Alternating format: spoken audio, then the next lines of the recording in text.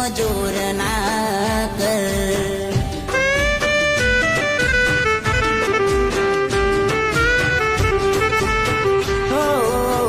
ગરદને એની સામે જાહેર ના કર. ગરદને એની સામે જાહેર ના કર.